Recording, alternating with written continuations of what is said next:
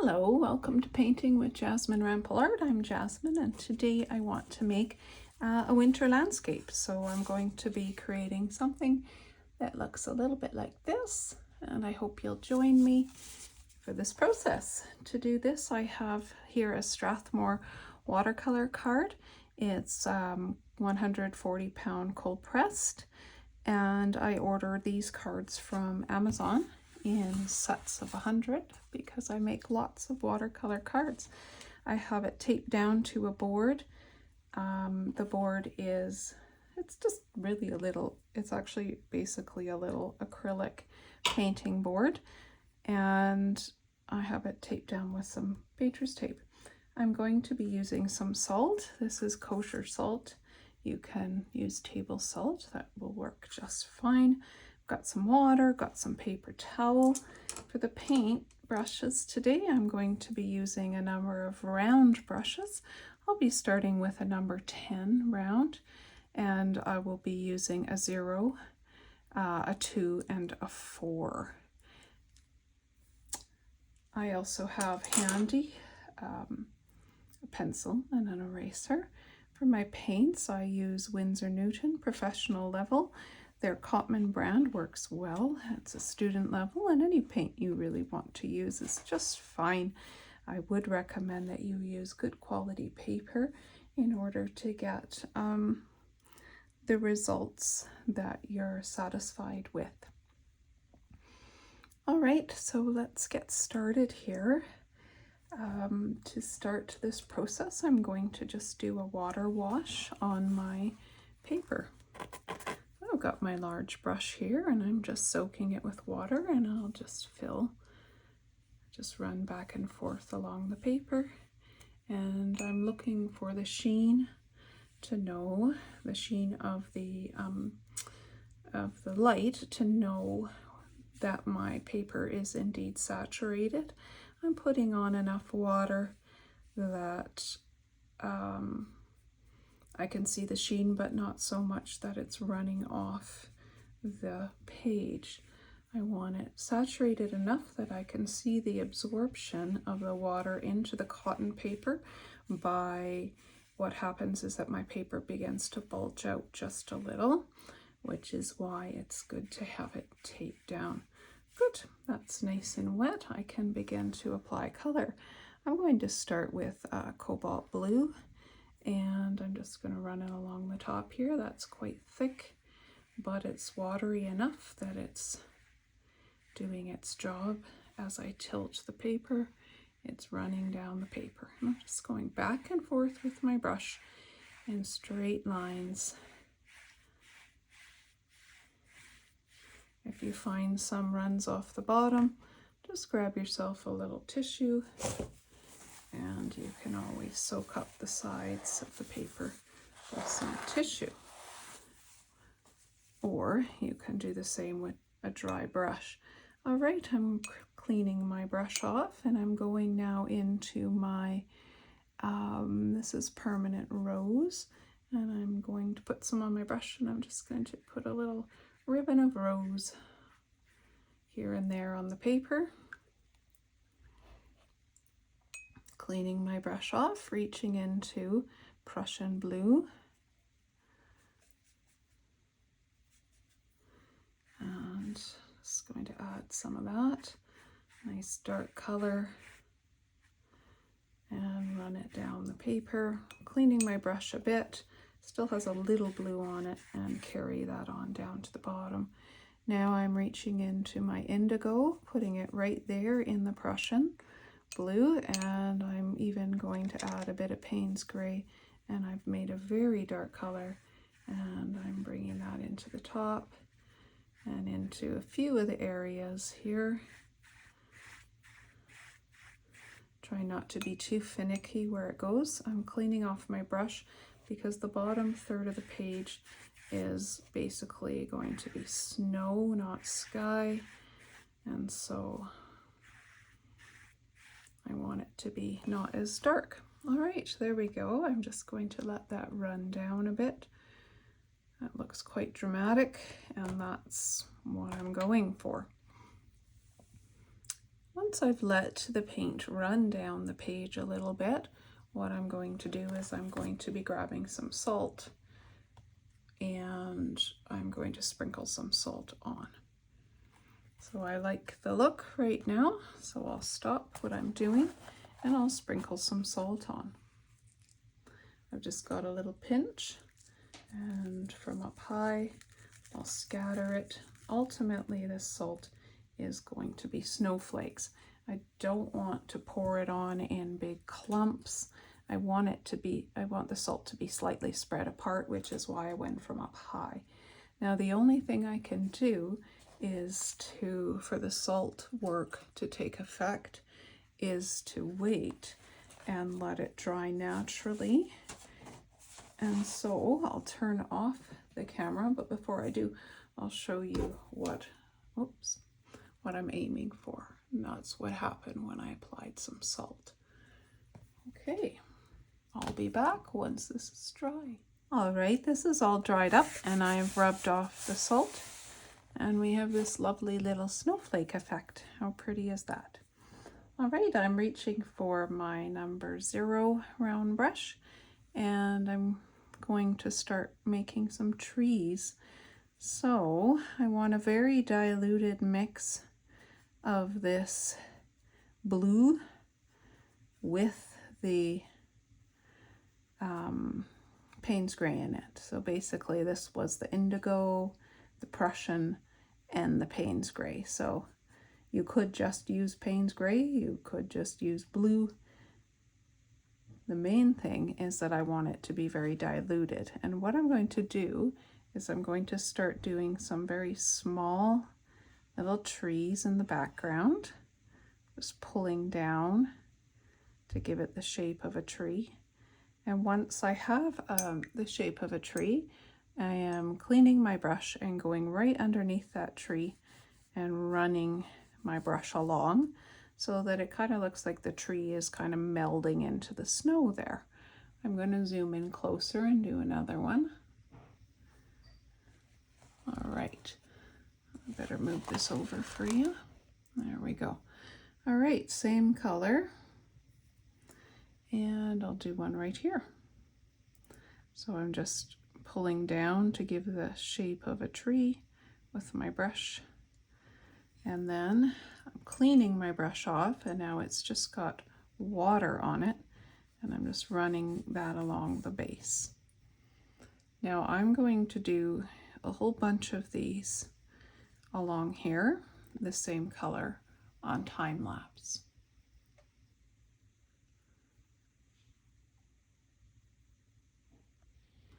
Oh dear, give me a moment and I'll figure that out.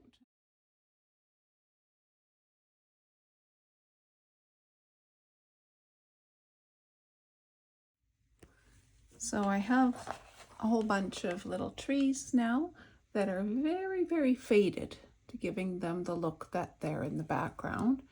Some are taller than others, some extend lower than others. And what I'm going to do now is basically the same thing, but I'm going to darken the value of the pigment I'm using. So I just grabbed a bit of this blue Payne's gray mix and I've placed some over here, and I will, pardon me, make a tree coming down maybe right here.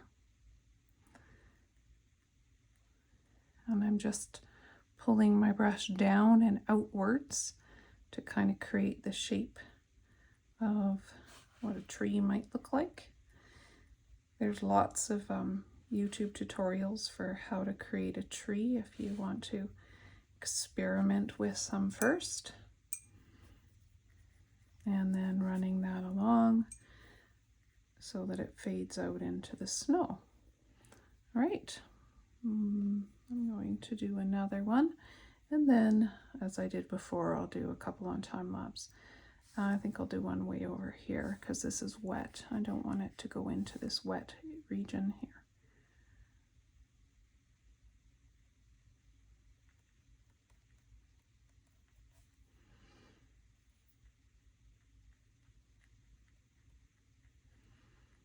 There we go.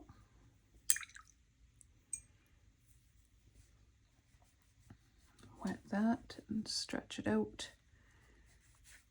All right, I'm going to do the same thing, maybe one a little taller, one coming a little more forward on time lapse using the same value that I mixed up.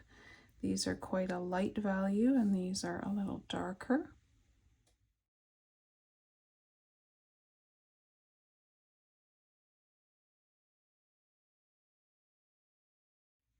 We're starting to see some distance now, and I'm actually imagining a little pathway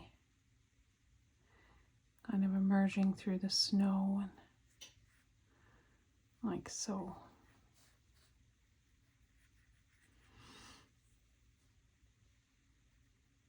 Going off into the distance there.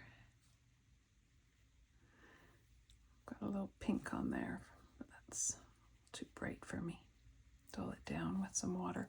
Okay, so now I want even more, I want bigger trees in the foreground, and I want them to have an even punchier dark value. So what I had a mix of here, again, was Payne's Gray, Prussian Blue, and some indigo. And it's going to be quite a dark value, and I have lots to grab from. So I'm going to be doing, I think, just a nice big tree right along here. It will overlap these trees, but that's okay. And this time I'm using my brush, as you can see, just pushing down to create these branch-like shapes. So once in a while I'll steer myself by drawing a part of that trunk, so that I just keep my tree form straight. I'm trying not to be too fussy on the tree, just giving the impression and the indication of foliage.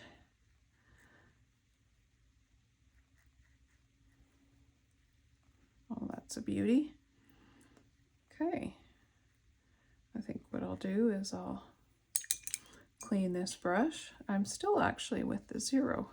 Usually when I do the trees in the foreground, I've got a number 2 in hand, but the 0 brush seems to be working well, so I'll stick with it.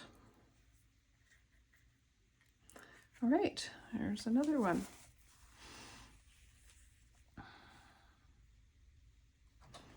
Now, maybe one right here, and this one will come all the way down. So let's get all of this lovely dark value color in one spot. I'm just picking it up. And I think this time I will reach for my number 2 brush. Here it is. Just picking up color, transferring it over. That should be enough to get the tree done. Okay, so this one, oops, water is stripped. I'll just pick that up. Here we go. Fun, fun, fun. Nice tall tree. And coming along.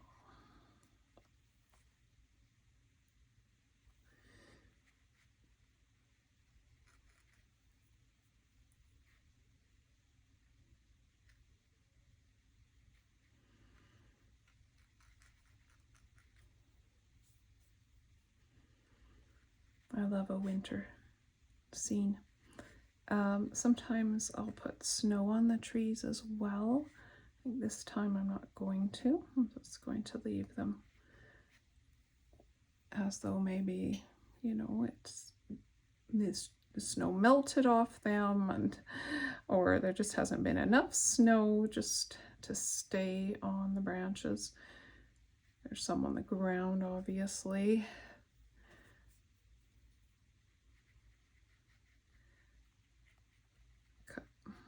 Pulling that down, just pushing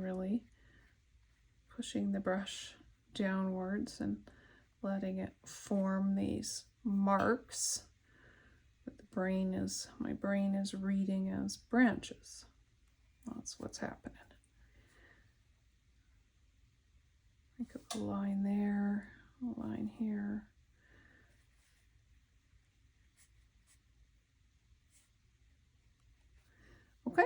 There we go. Perfect. Now we've got this little indication of a path.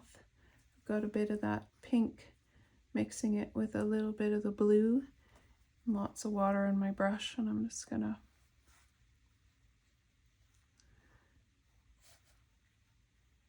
there.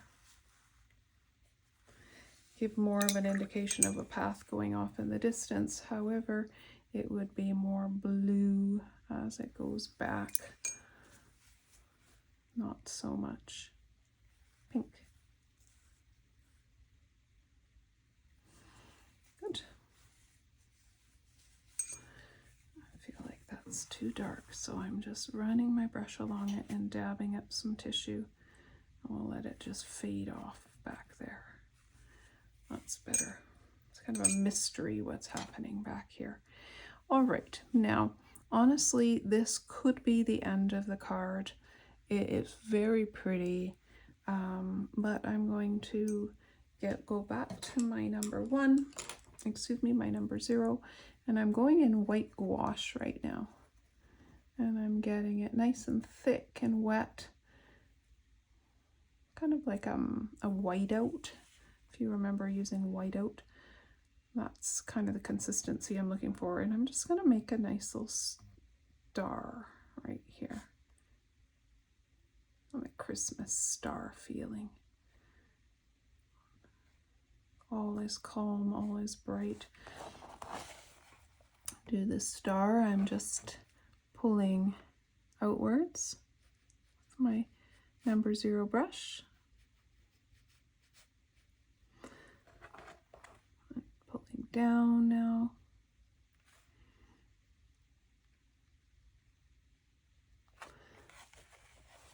I'm going outwards because I want the point at the end of the ray. I think they're called rays, star rays, sun rays.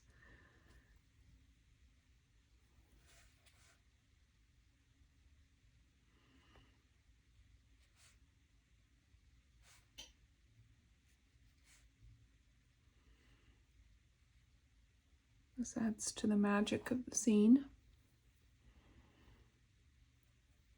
I've actually been creating these scenes for people. I kind of put it out there on my social media site showing these, and said I'm willing to do commissions, and I've got lots of cards to make now. I probably should have made a few and done prints, but I didn't, and so I think I'm up to like 50 that I need to make.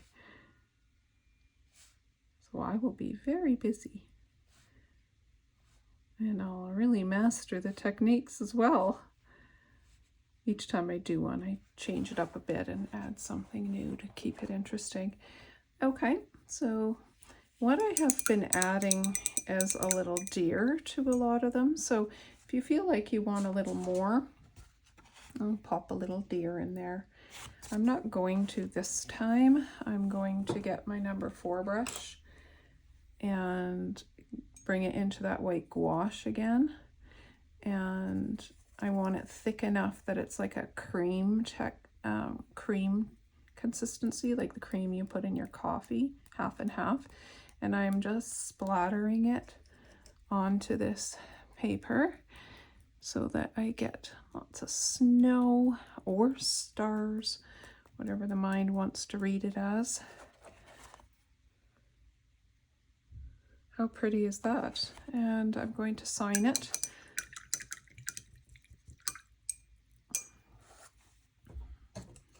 My number 0.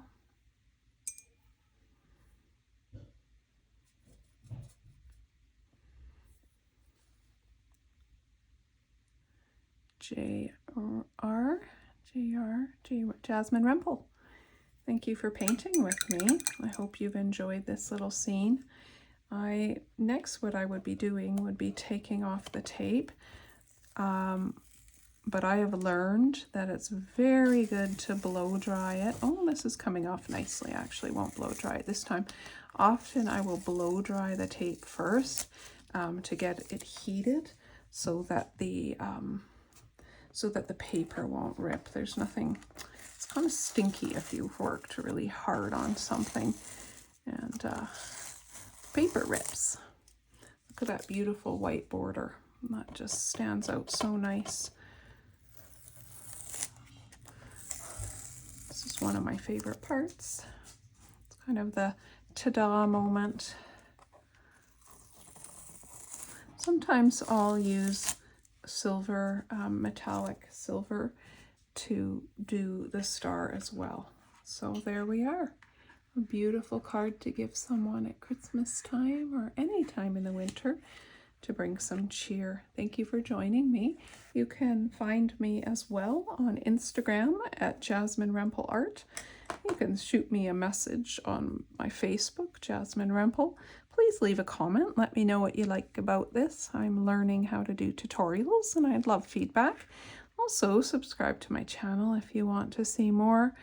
Next, I'm going to be doing a little snowman looking at the night sky. All the best. Happy creating. Bye for now.